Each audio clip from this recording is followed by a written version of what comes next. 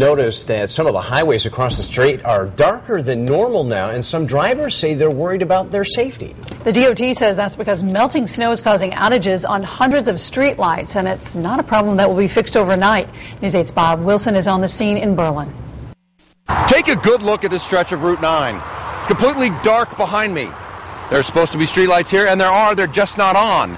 It's happening around the state, not only here on Route 9, but 91, 95. And motorists are noticing. I work second shift, so I come home at night around 12:30 at night.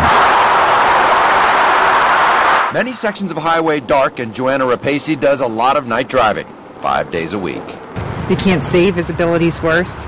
You can't see what's going to come out in the road at you. Can't see what the conditions are on the road. Now, along this stretch of Route 9 here in Berlin, we counted more than 144 lights out. And I wanted to show you this pole in particular because it's one of the very few that doesn't have snow buried up to about here. You can see the base is clean, and one of the problems DOT says is that water from the snowbanks was so high as it melts, it gets inside this electrical box and causes a short.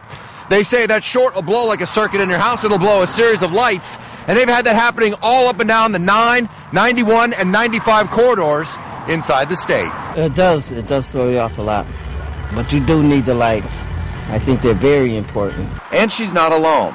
People have been noticing the dark lampposts and wondering what's going on. And wondering what's going on in the woods next to the highway. Is there a deer or possibly a broken down car on the shoulder? That could cause accidents and stuff because the lights do go out all the time. It's definitely important.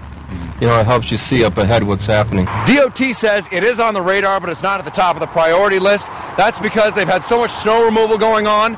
Now they've got that under control, and the snow starts to melt. They're going to be able to get at some of those light poles and be able to fix them soon. We're on the scene in Berlin. Bob Wilson, News 8.